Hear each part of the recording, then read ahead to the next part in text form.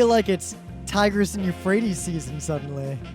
How is that a season? I feel like that's what happened. Just recently. Spring, summer, fall, Tigris and Euphrates. You know, if those were the winter. 4 seasons, I would have a pretty good life going on. I think what happened is just that because we taught some people how to play, and we did a live stream the other weekend, and then the following weekend, more friends came out, and we just played it because we all know how to play. I also kind of got hustled in that game.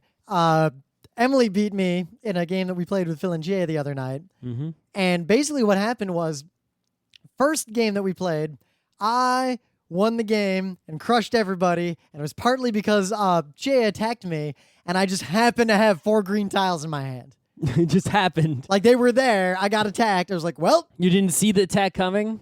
I did not expect the attack at that time.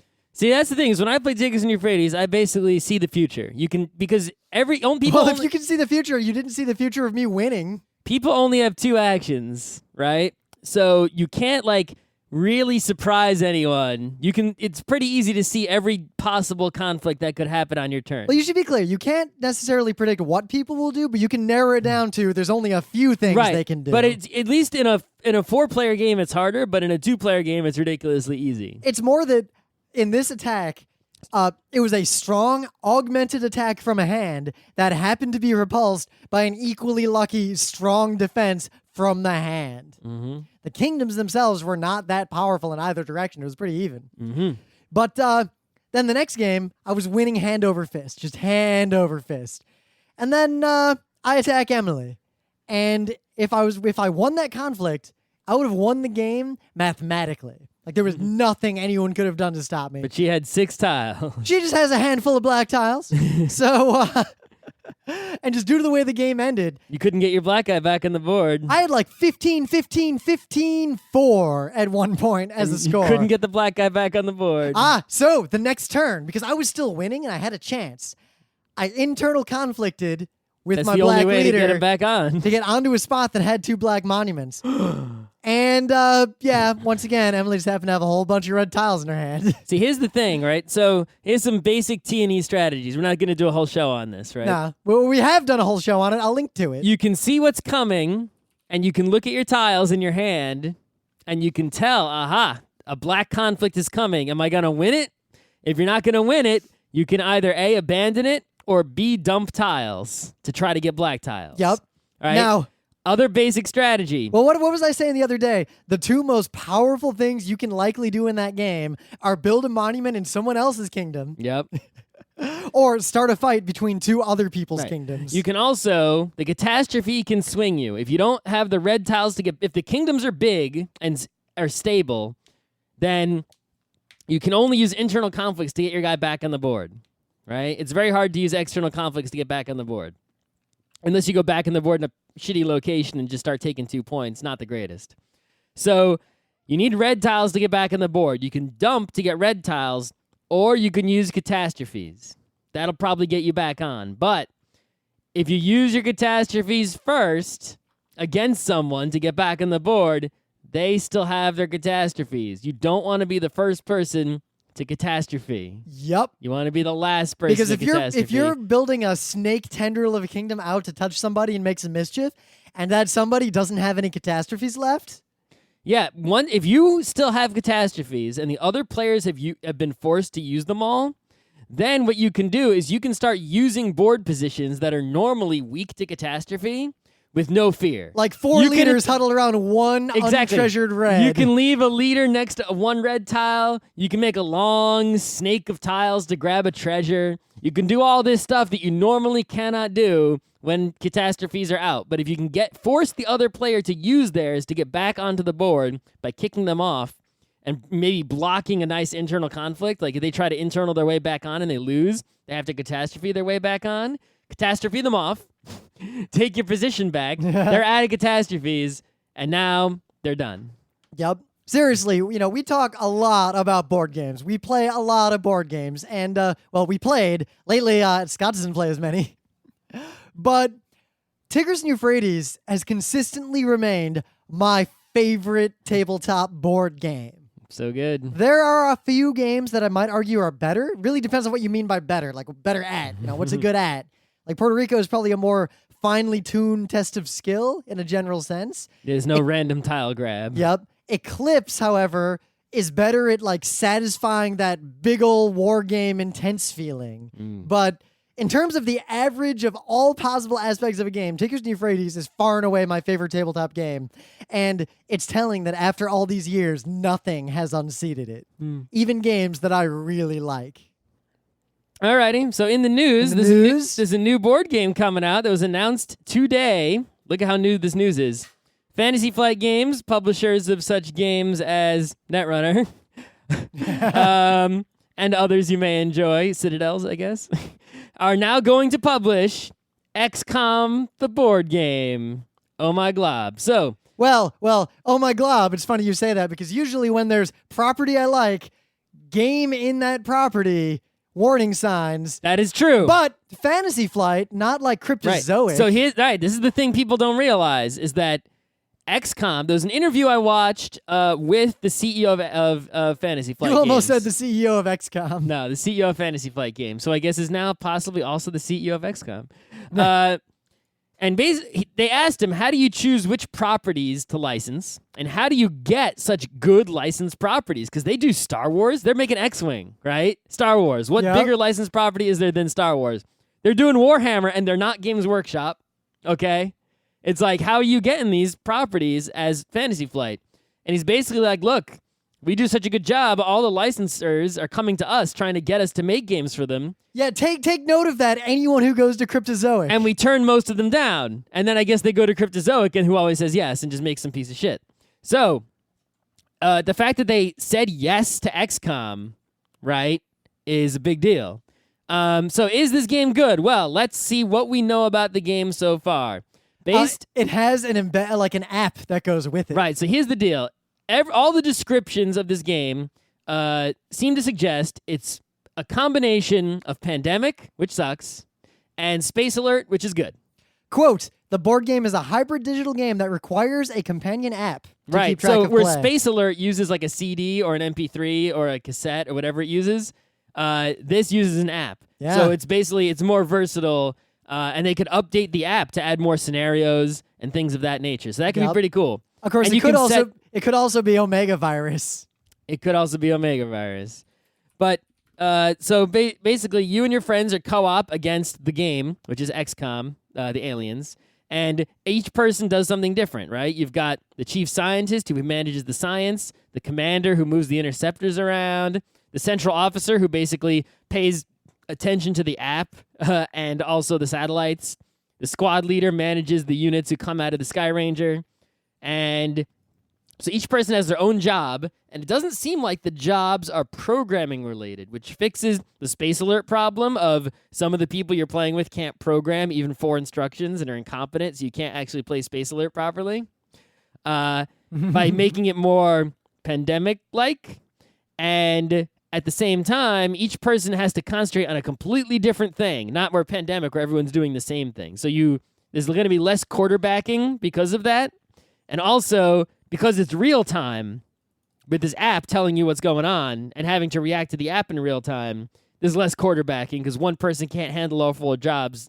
You need 4 people. That's a big factor. The game now becomes much more reliant upon things like charisma, shouting ability.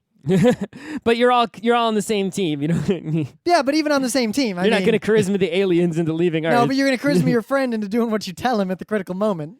Yeah, I mean, if you can even, hopefully it looks like there's so little information about the game, but looking at the board and the pieces, it looks like each player has so much going on that I don't know if you could really even pay attention enough to what the other people are doing in order to manage more than one of these jobs at a time. I'm sure there's some smart person out there who can handle 2 or 3 of the jobs. Handling all 4 at the same time seems pretty difficult. So, this looks like it'll be fun. I don't know if I'll pay for it, depending on how much it is. I think I might sell a bunch of board games I don't play and buy this if I can't convince someone else to buy it. We'll see. I wonder if we'll be able to play it at PAX. I really want to try it at PAX. Yeah. This is a game that I don't know. It could be good. It could be bad. There's factors in both directions. Yep. Generally, It's just exciting to see the XCOM license used at all for something besides a video game. well, I mean, people forget the days of like XCOM Interceptor. Well, that's a video game. Yes, a bad video game. Yes, but I wish that the XCOM license were used more often on other things. Also, I was reminded why you should never read comments on articles. The comments on this Polygon article about this are choice. Okay. Here, I'm going to quote one of these guys. This is Trinium1029. I'm sorry, but no. XCOM is great as a video game because it allows for real tactical decisions without needing to worry about a bunch of numbers and fuzzy stuff. Board games aren't so good at that kind of thing. XCOM has no numbers? He says that board games are bad at being real tactical games, is what he's saying here. Okay. I agree. Converting the XCOM to a board game seems like a painful experience. The plot and theme would make for a great game. These people, it's like they have no idea how to evaluate. Well, also, he's like, there would be a bunch of numbers and stuff. In other words, I'm dumb. No want do hard thing. In other words, you're dumb. We should not consider anything you have to say. You admit ignorance and anti-intellectualism. If you are proud of being stupid, why don't we just kill you? You're worthless, and you admitted it. You should go post there because you're right in the tone of this discussion. That's exactly what I'm saying. Perfect internet comment. That's the most beautiful. +5 would read again. I'm even posting this comment to the internet in MP3 form. It's so fancy. So, I suspect, if I have to guess, I think this is going to be a fun game. It could be good. It's worth it. It's going to be worth playing at least once to see how this app works. Now, here's the thing. Requires this app. That's fine by me. Which you can use in a computer, a tablet, a phone, whatever, even a desktop. But what about those people who don't have any computing device whatsoever? I'm going to have to get 4 friends, and they're each going to have to buy a Game Boy Advance and the Game Boy Advance link cable. You know people are going to say that. Yep. They're going to be like, I can't play this game because I don't have the app. Or the game's at a convention. Check it out at the library. You don't have the app on your phone, and no one does either. In the group. And the wireless is too slow because you're at a convention. You can't get the game because you got to download this massive app over wireless. Is the convention going to put like a tablet in the game box? No. No. Well, I could see like MagFest like having one person who just did that because they'd be pretty trusting of that. Maybe. Don't see that happening at PAX. I'm just saying. Right? That's a problem for this game in convention libraries and other game libraries. What I would do is, it's also a problem for this game in the distant future if you don't have this app isn't going to be updated for all time, right? It'll probably stop working on like iOS 12. Oh, so it can go into the... or Android 20-something. It can go into the pile of such games as Tribes 2 and Quake 2 Weapons But it's Factory. a board game, so it's like board games usually don't Scott, become unplayable. I have a WWF, that's how old it is, wrestling game that requires a VHS tape. I don't have a VHS player anymore. But you can get a copy of that video in YouTube or something. I wonder if I can, actually. I'm going to look But for it right this now. is a piece of software. You would need like an iPhone emulator and a copy of it or something. It would not be as easy to play this game in the distant future when the software is no longer obtainable. Than playing Tribes 2. Well, there is a desktop version of this app, it appears, because it's a picture of a laptop. So whether I buy this game or not, I'm going to download the software and then keep it somewhere safe. I'm sure. So here's the thing. If this game is good enough to be remembered to the point that anyone would want to play it after it is sort of expired technologically, it'll be kept around. I mean, how many packs of every ROM from every console ever are available online? I'm just saying, this is not, it's not guaranteed. Just be careful. It's guaranteed because if it's forgotten, it was forgotten for a reason. There are things that are forgotten that shouldn't be. Very few. Some things... Nothing lasts forever. Some things ye mighty. So in other news, I want to bring this up briefly. We've been talking a lot, and everyone's been talking a lot about Nintendo's not doing well. No, they're doing awful. You guys really need to pay attention to how poorly Nintendo is doing. Super awful. This isn't I mean, like, there were times in the past where they'd have, like, a weird, like, oh my god, we were unprofitable. And then they came back. And it was just like Apple came back. Well, a lot of those instances were due to things like currency fluctuations or cycles missing between, like, when Sony releases something but Nintendo doesn't have something to release that quarter, like all sorts of things.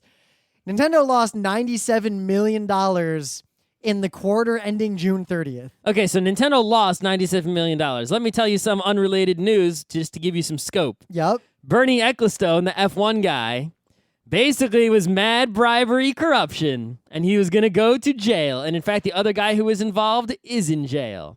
And he paid the court $100 million to not go to jail, basically.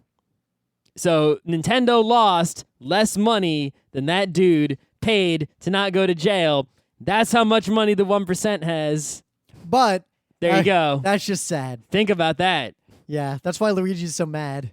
If they just gave that money to Nintendo, Nintendo would be in the profit zone.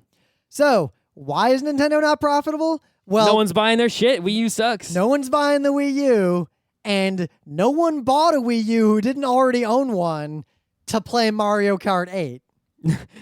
Why would I buy a Wii U just for Mario Kart when I already have 10 Mario Karts that are perfectly awesome? Just remember that there was a time in my life where a GameCube, we had to own one because there's going to be a Mario Kart. We didn't buy GameCube. We didn't even buy GameCube for Mario Kart. Yeah, but we bought a big GameCube because you knew that there'd be I don't even own Double Dash, and I've hardly played it. Yeah. I don't even like Double Dash. It's one of the worst Mario Karts in my book. Worser, not one of the worst, though. No, it's not the worst. It's just not a great Mario Kart. Yeah.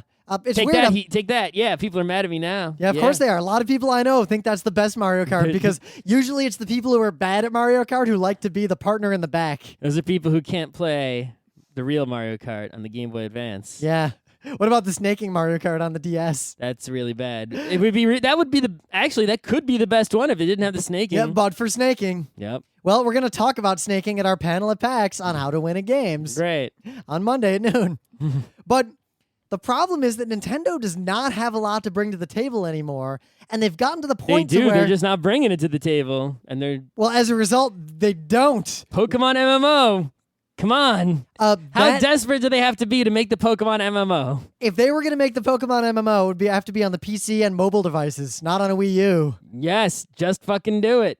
The problem is Nintendo's gotten to the point now to where their first-party games are no longer, oh shit, I need to own the console to play that game, or the current generation of those games. Of course not, because those games aren't Super Metroid 2. They're also not getting better. Mario Kart 8 is, it's got a lot going for it, but it's not. How is it any different from Wii Mario Kart? Minor improvements. Yeah, it's Luigi not. Death Stare. Okay. Yeah. The network play works better. It's probably the same as Wii Mario Kart. What do I need it for? I'm sure it's great, but it's not worth paying money for when I can play Wii Mario Kart. I'm actually still really liking the 3DS Mario Kart. Yeah, that's an okay Mario Kart. And also look at their the Mario Tennis. Recent Mario Tennises have gotten easier and worse. Yep. Objectively worse. I got GameCube Mario Tennis. What do I need another Mario Tennis for? I think GameCube Mario Tennis was the peak of Mario Tennis, and it's been a decline since then. Obviously. So, I don't know what to say. Did you ever play the GBA Mario Tennis? Yes, I have played it, but I never owned it. The GBA Mario Tennis is made by the people who made Golden Sun using the same engine, and it's got an RPG aspect to it. It's actually pretty awesome. I recommend checking it out. I don't recommend maybe playing the whole thing because it takes a while, but it's worth seeing for ooh, this happened. I don't think Nintendo's going to recover. Maybe not. I don't foresee. I hope that they could recover so easily if they would just do what I tell them. Well, look at what happened. Because think about this, all right? So here's something someone pointed out the other day, right? People are talking about PS4 and Xbone.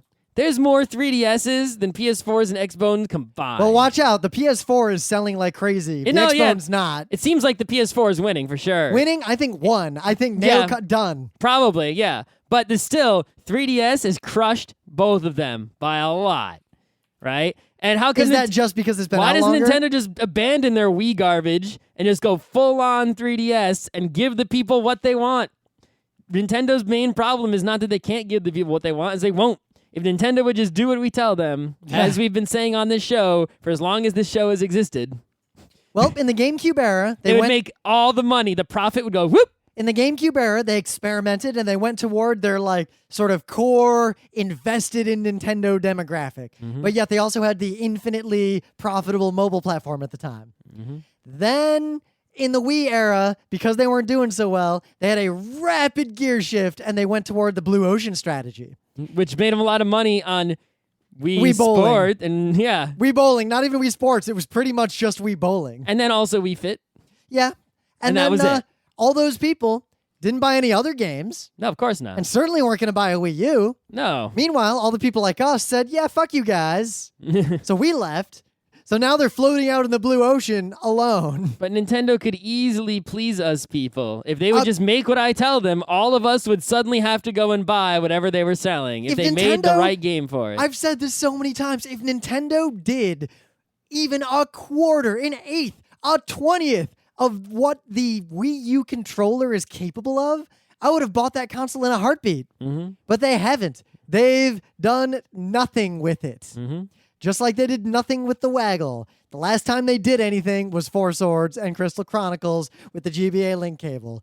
I got to reach back for glory. And the thing is, I think Nintendo's greatest experiment and possibly like their greatest achievement in terms of like proving an interesting path forward, most people consider those games a failure. I think those people are wrong and kind of dumb. But tiny side news too. There's an article on Polygon that caught my eye a minute ago. Zelda fans debate Sheik's gender. What? It's Princess Zelda in disguise. Yeah, guys, it's Zelda in disguise. Have you not played Zelda 64? Quote, Wait, no. I think that the title can't be true because if you don't know that Sheik is Zelda in disguise, you're not a Zelda fan. Well, he's not a real Zelda Quote, fan. Sheik's gender is a surprisingly hot debate among Nintendo fans.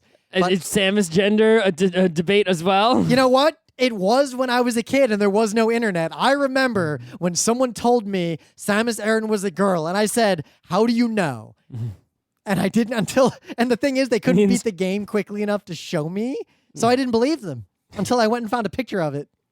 Okay. So, is Sheik, the mysterious character first introduced in The Legend of Zelda: The Ocarina of Time, a man or a woman? The debate has begun again after Nintendo reveals that Sheik will be a playable character in the upcoming Hyrule Warriors. Have you played Smash Brothers? This article's amazing. You don't even have to have played Zelda 64 to know this. One person argues that yes, it's Zelda, but it's Zelda dressing up as a man. Therefore, it's cross-dressing, blah, blah, blah, non-gender binary fluid, blah, blah, blah, blah, blah, blah, blah. Argument. Therefore, it's better if you argue that she physically transformed into a man. So that's all fan garbage. At the bottom, the Polygon article, I'm just going to read this. This is from Polygon saying this? We asked Nintendo if there was an official word on this, and they answered the call. Nintendo's official line, quoted from Nintendo's senior product marketing manager Bill Trinan, is this, and I'm Nintendo quoting of America, exactly. not Nintendo of Japan? Bill Trinan. So I Okay. think Nintendo of America. Yeah. I actually don't know which one They he could have works hired for. an English dude in Japan or vice versa. They could have, but I don't know. I don't know Bill Trinan. Anyway. I've heard the name, but anyway. I haven't. Quote, the definitive answer is that Sheik is a woman, simply Zelda in a different outfit. You don't say. Ha, you don't say. You don't say.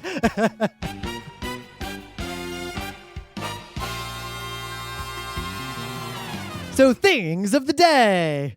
You know the old game, high five? Where you give someone a high five and then you mess with them? You mean slap me high? Yeah. Slap me low? Down low, too slow? Slap me medium, slap me low, you too slow? Yep. All those kinds of things. The interaction in middle school or possibly elementary school where the cool kid does this to the not cool kid and the not cool kid gets flustered and it's hilarious. You know, that kind of thing. This video, I don't know what to say about it, but Mr. Legendarius has presented an 18-second drama recorded entirely in vines of that experience. Okay. This is amazing. This is will have to compete with my equally amazing thing of the day. 3 words. Russian duck farmer. That's all I'm going to say. It's pretty good. It's a tough choice between mine and yours. Excellent things of the day today. Perhaps of great vintage. Perhaps we're back into the, we might be coming into a vintage year. No Maybe. longer do we just go to College Humor.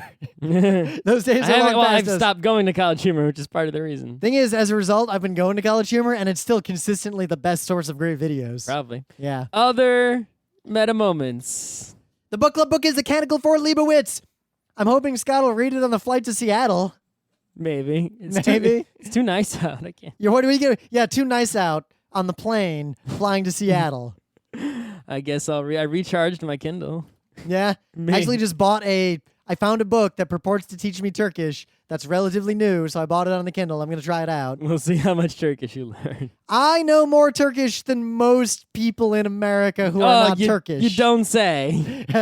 I know more Hebrew than most people in America who Those are not ducks Hebrew. know more Russian than any of us. That is true. We are giving away 2 fucking tickets, 4-day tickets, fuckers, to PAX Prime 2014. Holy shit. If you want to go to PAX Prime 2014 and you can get there on your own, and you can find a place to stay on your own. And you can either give us your address or meet us at PAX. And for some reason, you didn't get tickets because maybe you were lazy and didn't buy them, or you were just slow, or you're bad at internet, or whatever. You didn't listen to us. I can no longer blame people for being lazy or slow. I got him. How come you couldn't get him? Scott and I saw that it went up at the same, within seconds of each other. We both jumped into the queue.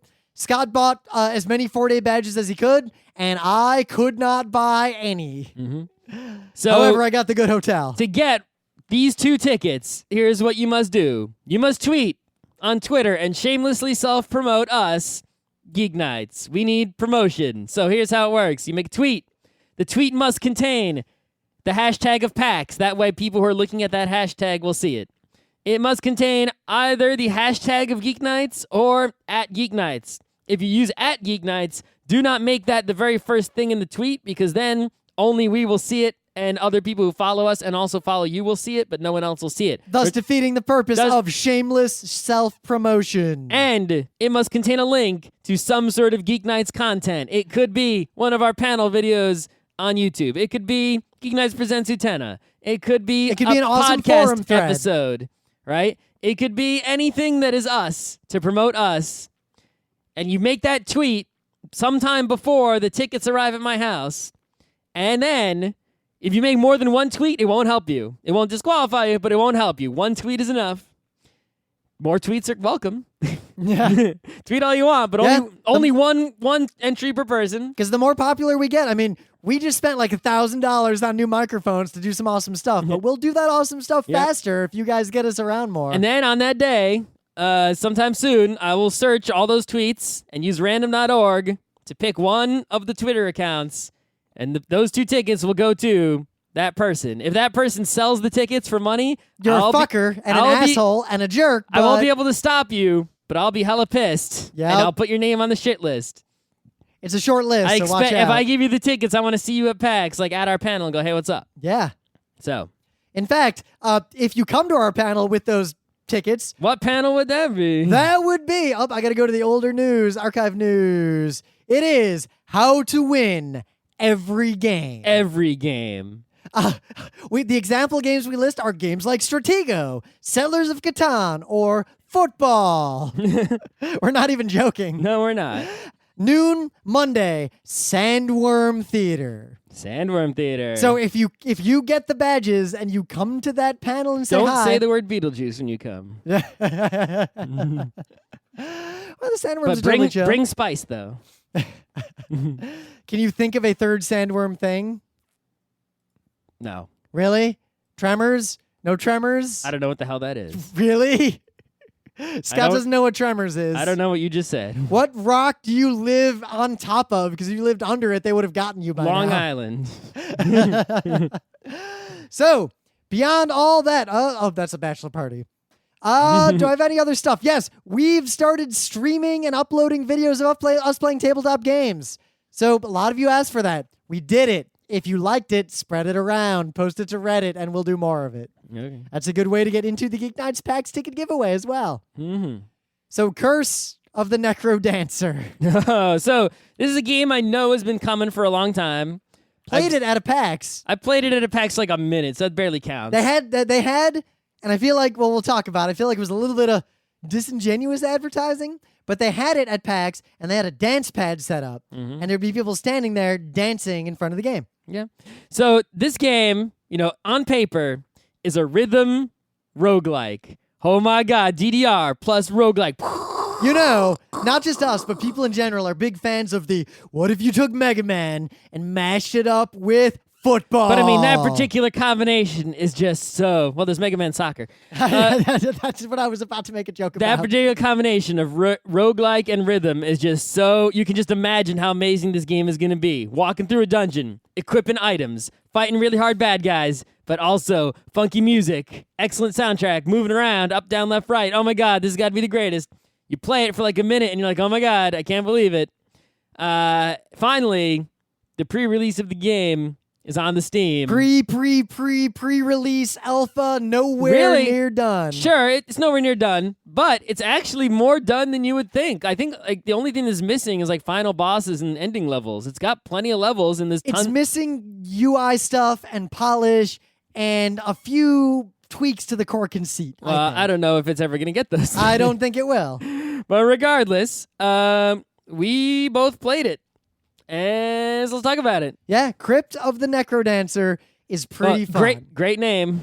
Yep. Great music. I have a feeling, mean, the music isn't the greatest rhythm music, but it's still great. The music reminds me so much of Super Hexagon's music. Yeah, a little bit. It's a little bit less. I don't know. But listen to it again without playing the game. But someone told me, and I haven't tried to do this, that you can just put any song in there. So but it has to be the right rhythms. Hell Orb. It'll figure out the beats, supposedly. It's gonna be some, I'm gonna play like this audio surf? So much Hell Orb. Okay, Mr. Hell Orb. I'm not Hell Orb. You are. But, so basically what it is it's a roguelike where you play it in a rhythm. So it's almost like a roguelike where instead of just you move and then like the world's turn happens because you took your turn, instead, turns happen every beat. So if you stand still, bad guys keep moving on the beat. Yep. And you move on the beat. You don't have to move on the beat. You can't really move faster than the beat, right? So ideally, you move on the beats. If you miss the beat, you don't really move. It's like, oops. Now, the game rewards you for continuing to move on the beat. Yes, exactly. You get a coin multiplier. So the coin multiplier basically means that when you kill guys, you're going to get more and more monies. Right? So when you go to the shop, you can buy pretty much everything if you have your coin multiplier up. Also, now, that's my problem. I kind of want to dwell on the bad stuff first. The problem with this game, fundamentally, is that the rhythm aspect of it matters very little. That coin multiplier is it. Yep. Except in a few rare cases. Like when there's a shrine that you can activate and then you get hurt every time you miss the beat. Right. But you know what happens when that happens? You just die. I mean, most of the game. So, yes, the rhythm multiplier would be cool, except it only really is triggering when you have a fight. A good chunk of all the play is walking around a mostly empty level exploring.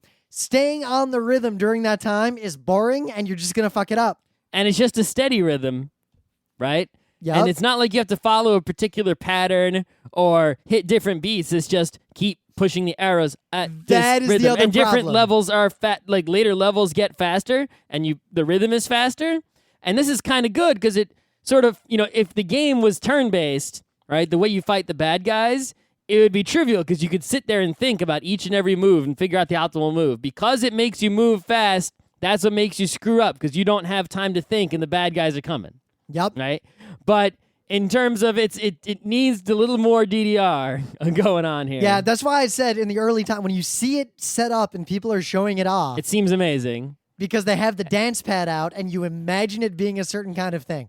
The dance pad is an afterthought. The dance pad does not really add to the game. It's a different control aspect, and it also makes the game a lot harder, which is why they have dance pad mode, which is basically easy mode. But for example, Dance Dance Revolution, you're walking around the mat doing patterns. This game, you're mostly going left, left, left, left, left, right, left, left, left. It's really fucking tedious. You can't even just leave your foot down to keep going left. Whereas, you have to keep tap. So it's basically tap with your foot on a really inefficient bullshit controller. As opposed to DDR, which is like up, down, jump, both. Left, if the right, game right, had no, like down. combos, like do a rhythm to cast a spell or a particular dance to do a thing. All the items that you cast are basically 2 buttons at once. So it'll tell you on the screen, like for bomb, go down and left simultaneously. So you can't, if you're using a gamepad, you can't use the D-pad or the analog stick. You have to use the 4 buttons on the right to do the, to control the game. Or bind a combo button. Yeah, which sucks. You don't want to do that. Yeah, now what I would have done is made the game more like 8th note patterns. So on the beats, you move and do the normal game. But if I want to use a potion, I should have to be like, up left on an 8th note pattern to use the item instead. Yeah. That would have been cool, but they don't do anything like that. All right. Now, the other thing is the bad guys in this game, each bad guy has his own pattern of movement and attacking. So you can learn each bad guy and the way to approach them. For example, there's a green slime. All you got to do is walk up and bump into it to kill it. Pretty easy. There's a blue slime. The blue slime only moves up and down. To kill him, you have to hit him from the left or the right. If you approach him from the top or the bottom, he's probably going to hit you, unless you get your timing really right. And then, bosses and stuff come at you in even harder ways. Or it's like when the dragon comes, it's like you have to step away from the dragon, then step back at it, then hit it, then step away, then go at it and hit it, and so on. It's like there's more complicated things you have to do. There's a ghost that's like Boo, and he follows you around invisible, but then you got to turn around right when he's just behind you to get him to appear and stab him. All right? And you have to do this on the rhythm. So when there's a room full of a bunch of different bad guys, and you have to keep moving, it's not the easiest to think of like the exact right patterns. Like you can focus on one guy, and then another guy is going to come over and kill you, like the big dragon or something. Yeah. So, the rhythm is good in that it forces you to, because if you could just sit there and think and assess all the bad guys and how they move, it would be trivial and dumb. You would never get hit and never die because you'd always be able to make the right move. And I enjoy that aspect of it a lot. Just it is not even analogous to DDR. It's not even in the same realm. It's just a you don't have time to think roguelike. Yep. The other problem I have with the game is that it does a very poor job of Mega Man Xing. It does not tell you fuck all about what things do, but in Rogue and roguelikes, that's fine because you sit there and think like, I do a thing. What the fuck did that weird thing do? Yep. In this game, because it's moving so fast, unless you read a fact, you will never know how the weapons actually work. Yeah, you have to. The only way to learn anything is to learn the bad guy movements. They have a little training mode where you can go and practice against all the different bad guys. But you have to unlock the guy who does that for you by playing. And there's another one where you can unlock bosses to practice against them. To unlock that, you need to get diamonds and shit. So it's like you can't get the practice mode to learn the game for the different bad guys and their movements until you get kind of far in the game and have probably already beaten those guys. Yep.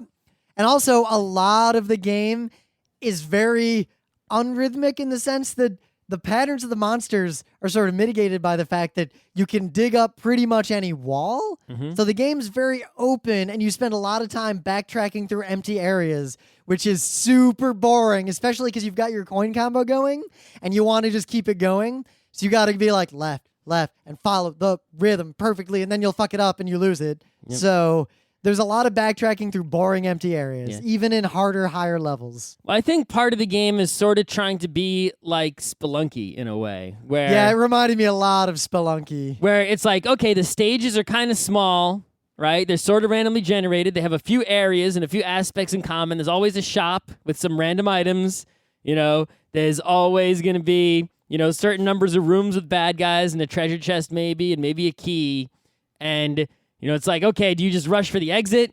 Do you try to beat all the bad guys? Do you, try to get certain items and things? And it's like, doesn't have as much stuff as Spelunky, but it has bombs, which Spelunky has, and it also has the shop and whatever. So, I think they're hoping that, people are going to try to do the same thing with this they did with Spelunky, trying to perfect it, trying to unlock secret stuffs, trying to do Easter eggs, speed runs, all that sort of stuff, which you could do that with this game. But it wouldn't be as good as Spelunky until a lot more is added. Spelunky is mad polished after being released on a zillion different platforms, right? Yep.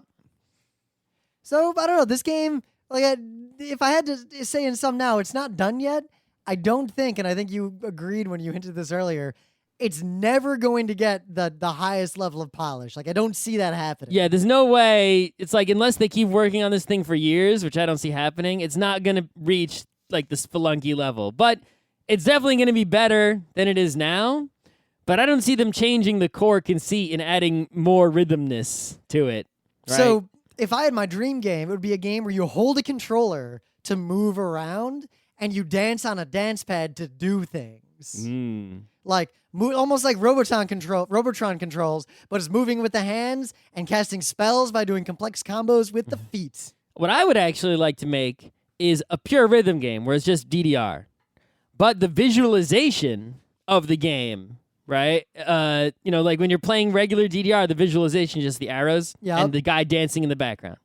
What if the visualization was when you step on an arrow, it moves the guy, right? And you can see him going through the dungeon. And as long as you keep hitting perfects, the guy goes through the dungeon nicely.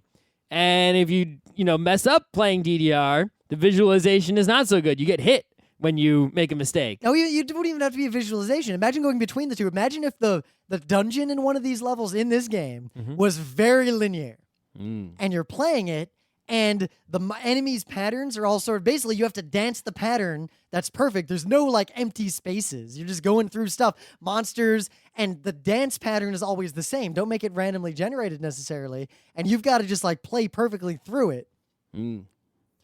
But also, you know what it doesn't do anything with? You either get the rhythm or you don't. There's no like gradation there. What if if you hit the rhythm so perfectly, like the perfect in DDR, you got like a 1.1x damage. You got a good, maybe it's 0.8x damage. Like it doesn't do anything like that, and I don't think it ever will. That would be good. Yeah, there's a lot of the rhythm is always steady, right? On the beats. There's some things that'll speed it up and slow it down. Sure, but within a single level, the rhythm doesn't change unless you fall into a trap or something that messes with it.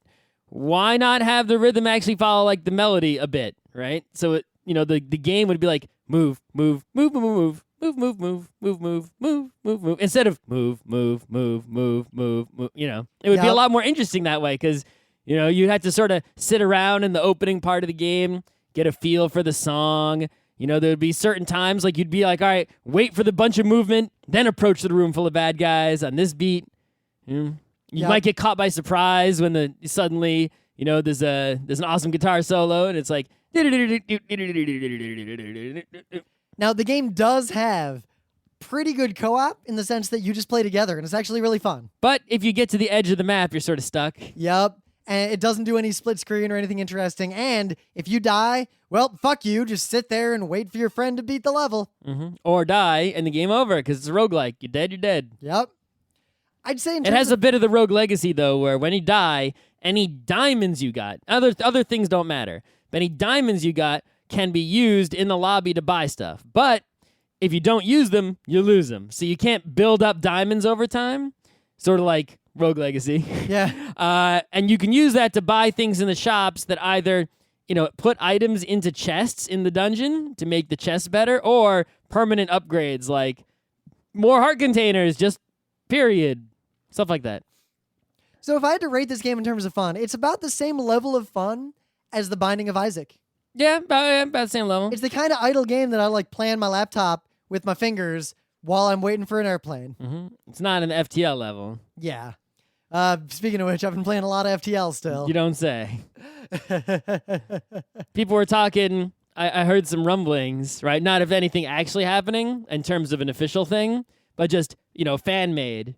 They were thinking fan-made FTL board game, but also... I've been talking about that. I've started prototyping an FTL board game. Someone else is talking fan-made FTL tabletop RPG using Torchbearer-ish kind of rules. Yeah, that would be the fucking bomb. That's what I'm saying. Especially because then you take those, like, the character Would it be the firebomb? You take the character sheet inventory Tetris. I'll be Mantis Man. And you couple it with... You can be Stone Man. But you couple it with the ship's inventory Tetris. Yep.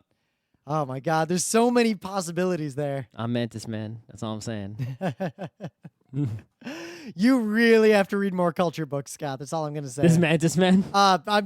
There's so many things. Well, I'm sure if you're in the culture, you can just become a Mantis Man. Well, Who's gonna stop you? There's that guy who he's the ambassador to the species called the Affront. They're mantises? No, they're just the worst. Are they mantis? But he's like, he kind of likes them, even though they're the worst. And he's kind of like, maybe Are they worse than Azad? You have no idea. I don't. That's why I'm asking. Azad's pretty tame. Compared to... The Affront are, I'll put it this way. They were found by the like normal civilizations, the big guys. And they were like, you motherfuckers are an affront to existence. And this civilization liked that name so much, they adopted it as their own name. Awesome. And this culture guy's like, kind of want to become an affronter. And everyone else is like, what the fuck is wrong with you? But there's Mantis Men too. Yeah, Mantis Men. They're not that great. Mantis Men and FTL though are the best. I'm more a fan of a bunch of rock men, to be honest. All right, let's get in a fight. You're Mantis Man. You're Rock Man. All right, Scott, Versus you know my what? Mantis Man. All right, fine. You know what? Rockman, Mantis Man, I'll just cut the oxygen in the room. That's fine. We're fighting inside my med bay on my ship. Uh-huh. Uh-huh. Yeah, you should play FTL Advanced because one thing you can start as is the Mantis ship that doesn't really have a lot of weapons, and you just teleport guys over and fuck shit up. Yes. The whole game is killing people. Yes. But then it's so much easier if you can board people because then you get to steal their ship and upgrade really fast. The game's in easy mode. And then you get some anti-bio beams. You're also shooting deadly stuff at their ship. But that doesn't hurt Mantis Man. It's good times. So, yeah, hopefully we'll keep doing shows right up until PAX. But the week of PAX, there's going to be no shows at all because... if you don't live in the U.S., this is Labor Day weekend, which Yep. is a holiday you don't know about, but it's always the first weekend of September. So we're going to... Rim's going to be going to PAX like way earlier than me and May. Emily are flying out to PAX on Tuesday because we're going to PAX Dev first. Then Scott's joining us. We're all going to the Sky High Tabletop Charity as VIPs. And then we're going Not to... because we're actually VIPs, but just because we paid for that. Yes, you realize most people who are VIPs paid for that or are friends with people who run whatever that is. Yep. In a general sense, not this thing, just in general. VIP means money or nepotism. In this case, money. Yes. And then PAX for 4 days. And then we're flying back like the Tuesday after PAX, so we're going to be gone for a while. Yep. Yeah, also submission deadline for PAX Aus panels is like tomorrow, I think. Uh-huh. I'm going to PAX Aus. Okay. I don't know if Scott is. So I don't think it's going to happen. I'm Yeah. going to go somewhere else. should we kickstart you going? If someone else gives me a whole pile of money, I'll just quit. Why did you I'll just go. kickstart like you going and doing the panels with Because that's me? not a thing you can kickstart. Yes, it is. You do it then. I'm not doing it. The result of the Kickstarter. Well, I can just pay to go. I got money. You kickstart me going. Why would I do that? I'll kickstart me going, and then I'll just pocket that money. If anyone's just mad rich living in Australia and you got money to burn, send me some monies and maybe I'll go. The good news is, as a result, I submitted a panel that I've always. We did it. We never videoed it. I thought it was a great lecture, so I rewrote it, and I want to do it again. Scott wants nothing to do with this, so that's what I'm hoping to do at PAX Aus. Great. It's the losing should be fun. You and your losing should be fun. I think that was one of our better lectures. Eh. I think it was way better than the other unvideoed one, the egregiously unrealized potential. That one was not good. That one was better than money-making games, I think. Maybe. I liked that one because it was basically the end was 20 minutes of us going, Nintendo, what the The fuck? thing we just did just now. Yes. Also, that was the one where we got to talk a lot about how Bionic Commando Rearmed was the true sequel and the actual sequel failed. Everyone knows that. A lot of people don't seem to even know what happened there. I remember we pulled up the sales figures and the audience was like, what? So yeah, see you guys at PAX.